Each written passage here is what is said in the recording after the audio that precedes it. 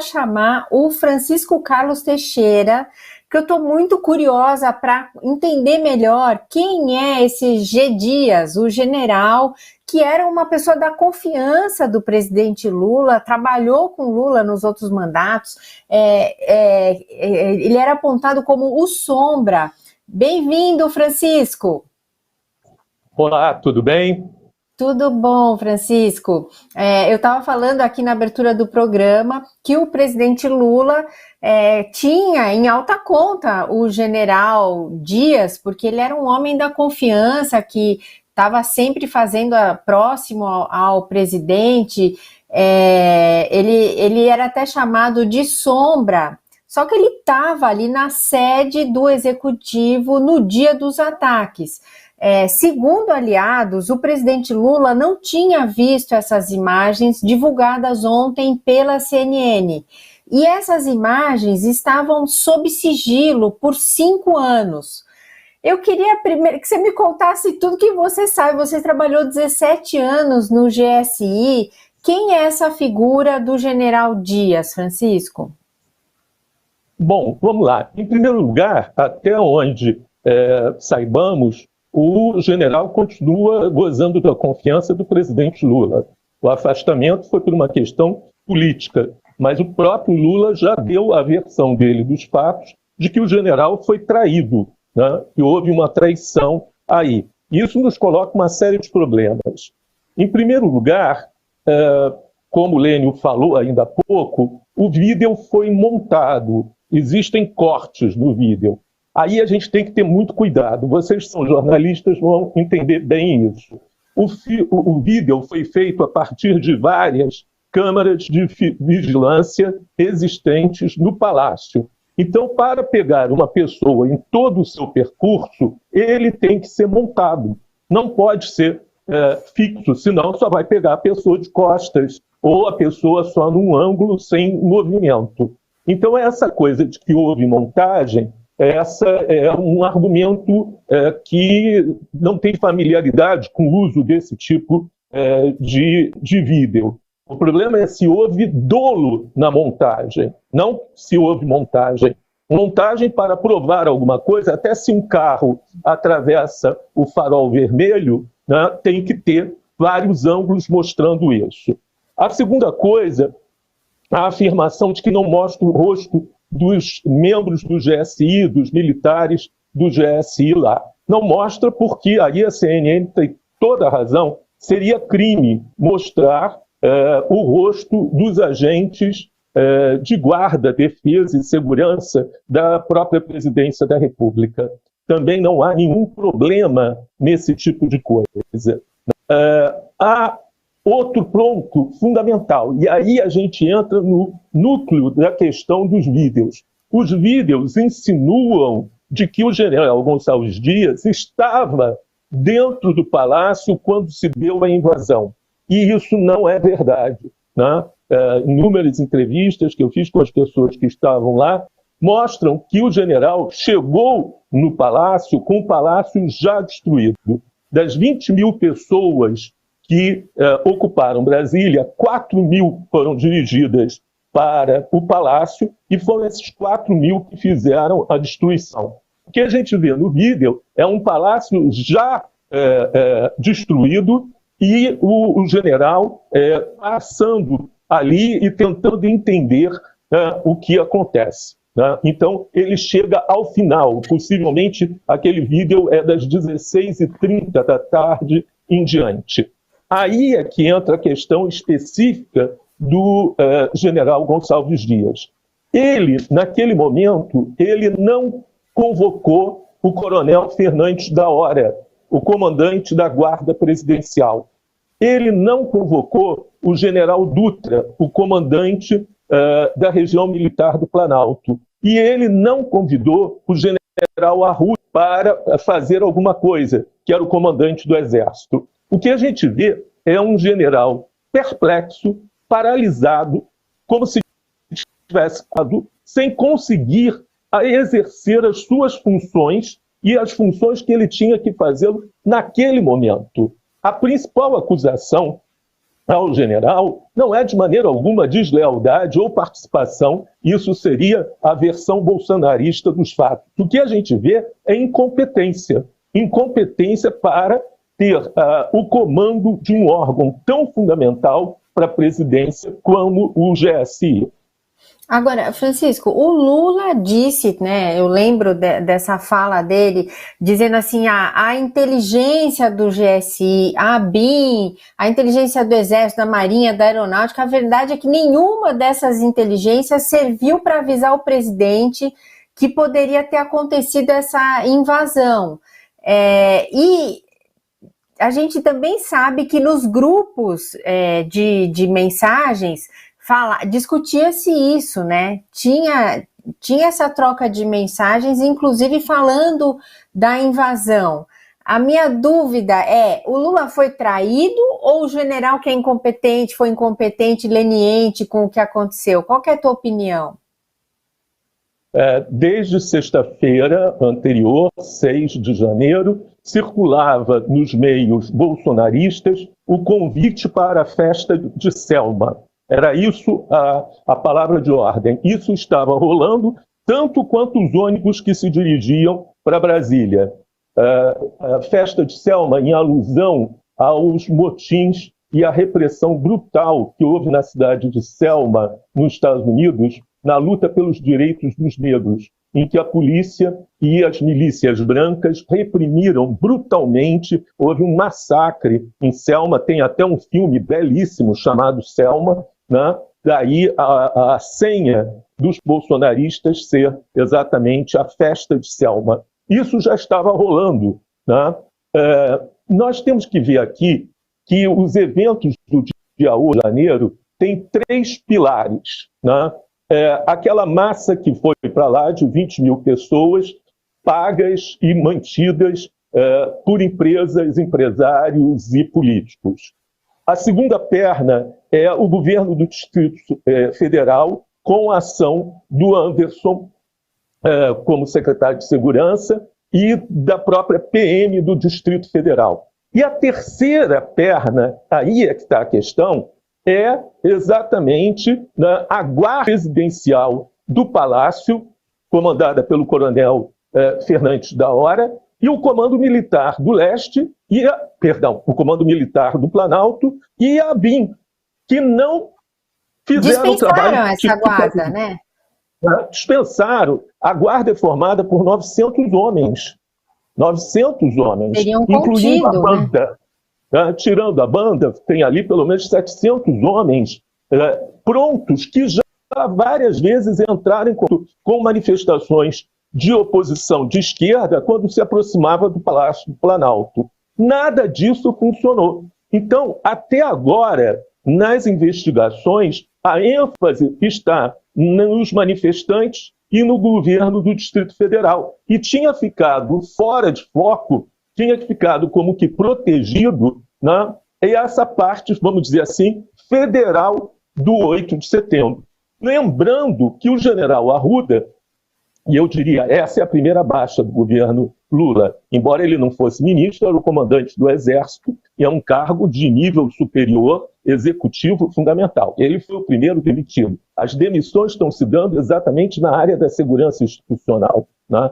O general Arruda, ele impediu, né, que a Polícia Federal e a PM entrassem no acampamento bolsonarista na Praça dos Cristais, em frente ao QG do Exército, para fazer as prisões. E tratou o general Arruda com extrema agressividade, né, o ministro Flávio Dino e o Ricardo Capelli, chegando o ministro a temer pela sua própria segurança.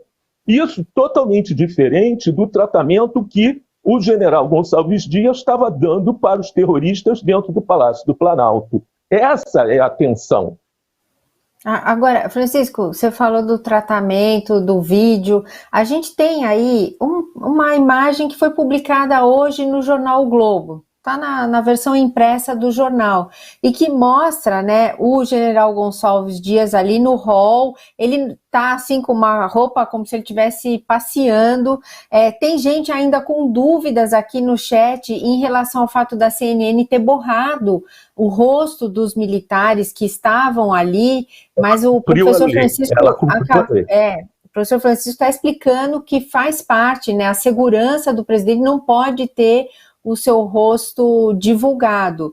E aí a gente vê um militar do GSI de branco ali na terceira imagem, na segunda também ele aparece, né, e vê um homem levando o extintor do Planalto.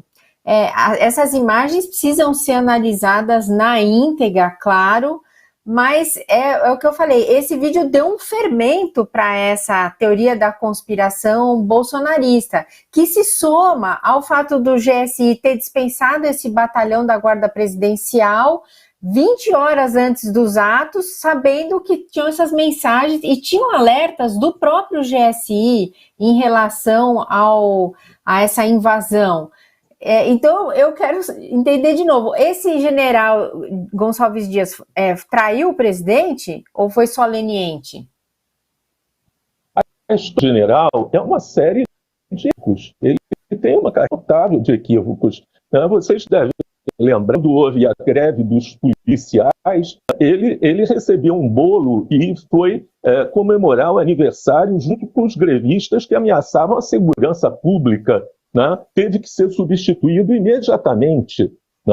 Então, ele é dado a essas gafes e a esse bom mocismo, a essa coisa de que não temos que acirrar os ânimos. Eu não acredito de maneira alguma em traição. Eu próprio já conversei, vamos fazer a revelação pessoal, eu conversei com o Lula e o Lula me reafirmou a confiança no general e que ele foi traído. Agora a questão é outra, ele foi traído por quê? Porque ele deixou dentro do GSI e dentro da ABIN e dentro do Palácio do Planalto dezenas de bolsonaristas nomeados pelo ex-presidente Jair Bolsonaro. Não tomou nenhuma medida de limpeza. Era 8 dias. Isso não importa, eu já participei de governo. Você faz maratona sábado e domingo e apronta toda a lista de nomeações e publica um diário oficial especial. Não há justificativa. E pior ainda, depois do 8, ele exonerou vários membros do GSI e nomeou outros. Quem era, até ontem, o secretário executivo do GSI? O general Nigre, um oficial do gabinete do general Vilas Boas. Quer dizer, as escolhas dele são de uma infelicidade enorme. Agora, isso tem uma pré-história. Eu sou historiador, eu gosto muito de ver as causas, as origens lá. Durante a transição, um modelo de transição, quando Lula conversou intensamente com a sociedade civil, havia comissões para cada tema dentro de cada ministério. Não houve comissão de defesa e assuntos militares. O próprio general Gonçalves Dias impediu a formação da comissão e fez sozinho um documento de 5 páginas que estabelecia cláusulas pétreas para o governo tratar os militares, coisa que não existe, não tem amparo legal algum, é totalmente inoportuno. Nesse sentido, Gonçalves Dias mantinha ele e José Múcio Monteiro, o ministro da Defesa, que disse que tinha amigos e parentes nos acampamentos bolsonaristas, mantiveram a ideia de que o bolsonarismo estava se diluindo, estava acabando, mais ou menos como o antigo Leite Glória, que dissolve sem bater. Tudo isso reside no fato de que eles não tinham um diagnóstico. Não foi falha de segurança, foi falha de diagnóstico. Eles entenderam que estavam em 2003 e que a oposição era o PSDB, Fernando Henrique, José Serra, democratas, adversários, mas democratas. Não entenderam que o adversário hoje é o fascismo, e o fascismo joga no caos. Maravilha essa sua colocação, Francisco. Agora eu estou entendendo. Tem gente ainda com muita dúvida. O Rafael Xavier, Obrigada, Rafael, pela mensagem. Ele está falando assim, será mesmo que foi traído ou também estava cooptado? Isso é que as investigações vão ter que provar, né? A íntegra do vídeo, talvez... Sim. O Lula tem 2 conselheiros militares, que ele sempre disse isso. Um, Gonçalves Dias, outro, o brigadeiro Josimar, que está agora na presidência do Superior Tribunal Militar. Tá? Ele tem plena confiança nisso. Eu insisto, na verdade o que aconteceu é que o núcleo político do governo Lula, não são só os militares, o núcleo político não consegue fazer uma análise do que está acontecendo no país e no mundo. Eles não conseguem entender a disputa acirradíssima das grandes potências pela hegemonia nesse momento. Né? Eles não conseguem entender o mal-estar dos Estados Unidos com a postura do Lula. E isso tem uma influência muito grande nos fatos que aconteceram. Francisco, tem uma outra questão, que lá no início do governo, a ABIN, eu não entendo direito essa estrutura e queria até pedir a tua ajuda nesse sentido. A ABIN, ela ficava no guarda-chuva do GSI. Depois ela saiu dali e foi incorporada para a Guarda Civil. Aí quem é que fica com a função da guarda, da segurança do presidente? Será que isso pode ter, essa mudança nessa estrutura, pode ter causado algum tipo de melindre?